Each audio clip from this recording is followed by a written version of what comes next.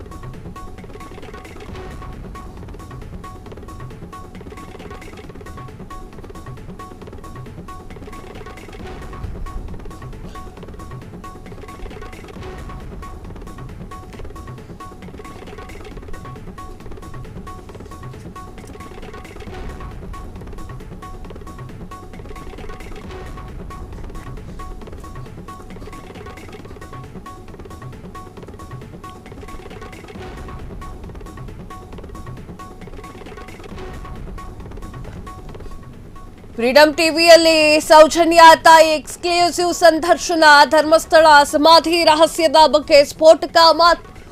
ಇಲ್ಲಿ ಬರೀ 100 ಅಲ್ಲ, ಅದಕ್ಕೂ ಹೆಚ್ಚು ಸಾವಾಗಿದೆ. ಸೌಜನ್ಯ ಶವ ಸಿಕ್ಕದೇ ಇದ್ರೆ ಆಗ್ತಾ ಇರಲಿಲ್ಲ ಇಷ್ಟೊಂದು ಬೆಳವಣಿಗೆ. ಸೌಜನ್ಯಳಿಂದ ಧರ್ಮಸ್ಥಳ ಫೈಲ್ಸ್ ಕೇಸ್ ಓಪನ್.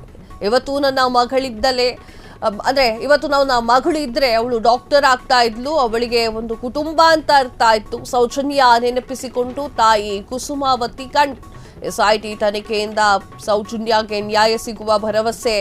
ಅಮಾಯಕರ ಸಾವುಗಳಿಗೆ ನ್ಯಾಯ ಸಿಗುತ್ತೆ. ಫ್ರೀಡಂ ಟಿವಿಯಲ್ಲಿ ಸೌಜನ್ಯ ತಾಯಿ ಕುಸುಮಾವತಿ ಅವರ ಮಾತು ಏನು ನೋಡ್ಕೊಂಬರೋಣ ಬನ್ನಿ.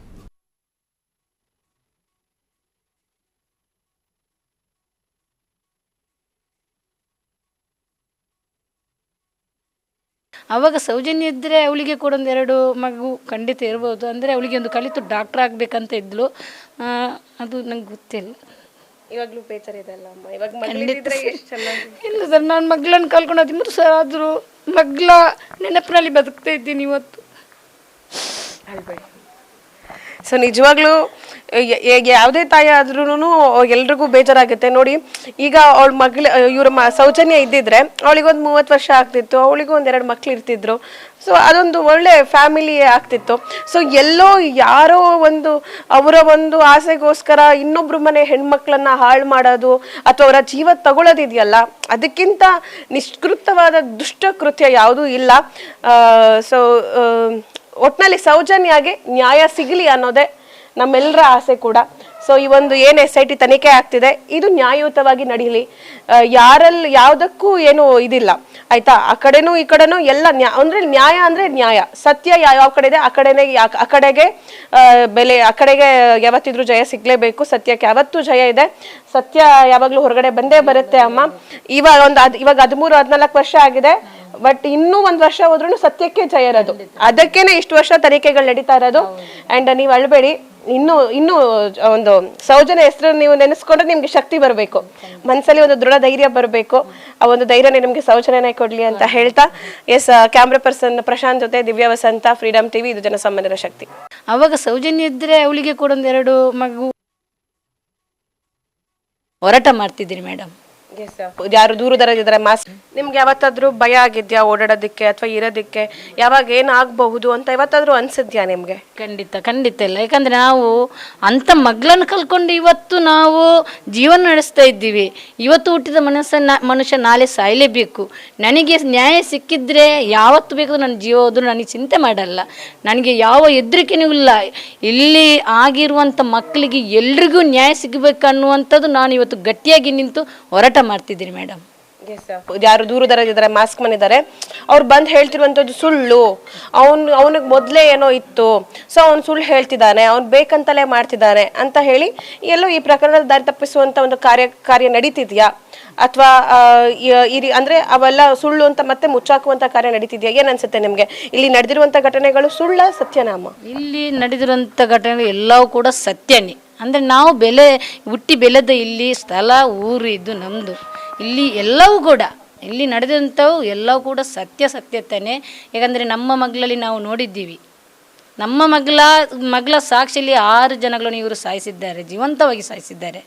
ಅದಕ್ಕೆ ನಾನು ಹೇಳ್ತಿದ್ದೀನಿ, ಅವನು ಇಲ್ಲಿ ಇದ್ದವನೇ, ಕೆಲಸಕ್ಕೆ ಇದ್ದವನೇ, ಖಂಡಿತವಾಗಿ ಅವನು ಊತ ಹಾಕಿದ ಹೆಣ್ಣು ಸತ್ಯಕ್ಕೆ ಸತ್ಯನೇ ಜಯ ಸಿಗುತ್ತೆ ಅನ್ನುವಂಥದ್ದು ನಾನು ಇವತ್ತು ಹಣ್ಣಪ್ಪ ಮಂಜುನಾಥ ಸ್ವಾಮಿ ಹತ್ರ ನಾನು ಪ್ರಾರ್ಥನೆ ಮಾಡ್ತಾಯಿದ್ದೀನಿ. ಇವತ್ತು 1 ಕೋಟಿ ಜನಗಳ ಪ್ರಾರ್ಥನೆ, ಸೌಜನ್ಯಗೋಸ್ಕರ ನ್ಯಾಯ ಸಿಗಲಿ, ಸೌಜನ್ಯದಿಂದ ಅಲ್ಲಿ ಆದಂಥ ಮಕ್ಕಳಿಗೆ ನ್ಯಾಯ ಸಿಗಲಿ. ಇವತ್ತು ಸೌಜನ್ಯನೇ ಪ್ರೇರಣೆ, ಸೌಜನ್ಯ ದೇವತೆ ಅಂತ ಇಡೀ ಕೋಟಿ ಜನಗಳ ಇವತ್ತು ಪ್ರಾರ್ಥನೆ. ನಾನು ಇವತ್ತು ಹಣ್ಣಪ್ಪ ಮಂಜುನಾಥ ಸ್ವಾಮಿ ಯಾವ ರೀತಿಯಲ್ಲಿ ನಂಬಿಕೊಂಡಿದ್ದಾರೆ ಅದೇ ರೀತಿಯಲ್ಲಿ ಕೋಟಿ ಜನಗಳನ್ನು ಇವತ್ತು ನಂಬ್ತಾ ಇದ್ದೀನಿ. ಜನಗಳಿಂದ ನ್ಯಾಯ ಸಿಗುತ್ತೆ ಅನ್ನುವಂಥದ್ದು ನಾನು 13 ವರ್ಷದಿಂದ ಆ ಒಂದು ನಂಬಿಕೆಯಲ್ಲಿ ಇಟ್ಟಿದ್ದೇನೆ. ಸೊ ಈಗ ಸೌಜನ್ಯ ಪ್ರಕರಣಕ್ಕೆ ಇನ್ನಷ್ಟು ಪುಷ್ಟಿಯನ್ನು ಕೊಟ್ಟು ಇನ್ನಷ್ಟು ಇನ್ವೆಸ್ಟಿಗೇಷನ್ ಮಾಡ್ತಿರುವಂಥದ್ದು. ಈ ಹಿಂದೆನೂ ಕೂಡ ಇನ್ವೆಸ್ಟಿಗೇಷನ್ ಮಾಡಿದ್ರು, ಬಟ್ ಅವಾಗಲೂ ಏನು ಅಂತ ಎಫೆಕ್ಟಿವ್ ಇದು ಸ್ಟೇಟ್ಮೆಂಟ್ಗಳು ಆಗಿರ್ಬೋದು, ಎಫೆಕ್ಟಿವ್ ಆದಂಥ ನಿರ್ಧಾರಗಳು ಯಾವುದು ಹೊರಗೆ ಬಂದಿರಲಿಲ್ಲ. ಬಟ್ ಇವಾಗ ಮತ್ತೆ ಇನ್ವೆಸ್ಟಿಗೇಷನ್ ಮಾಡ್ತಿದ್ದಾರೆ. ನಿಮ್ಗೆ ನಂಬಿಕೆ ಇದೆಯಾ? ಈಗಿನ ತನಿಖೆ ಮೇಲೆ ನಂಬಿಕೆ ಇದೆಯಾ ನಿಮಗೆ? ಖಂಡಿತ ಇಷ್ಟೆಲ್ಲ ತನಿಖೆ ಮಾಡ್ತಾ ಇದ್ದಾರೆ. ಒಳ್ಳೆ ರೀತಿಯಲ್ಲಿ ಒಂದು SIT ಕೂಡ ಬಂದಿದೆ, ಒಳ್ಳೆ ರೀತಿಯಲ್ಲಿ ವಕೀಲರು ಬಂದಿದ್ದಾರೆ, ಮತ್ತು ಜಡ್ಜಿಗೂ ಬಂದಿದೆ.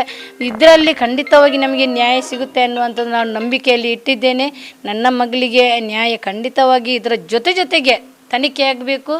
ಎಲ್ಲ ಮಕ್ಕಳಿಗೂ ನ್ಯಾಯ ಸಿಕ್ಕಿದ್ರೆ ನನ್ನ ಮಗಳಿಗೆ ಖಂಡಿತ ನ್ಯಾಯ ಸಿಗುತ್ತೆ ಅನ್ನುವಂಥದ್ದು ನಾನು ಆ ನಂಬಿಕೆಯಲ್ಲಿ ಇವತ್ತು ಬದುಕ್ತಾ ಇದ್ದೀನಿ. ಥ್ಯಾಂಕ್ ಯು ಅಮ್ಮ.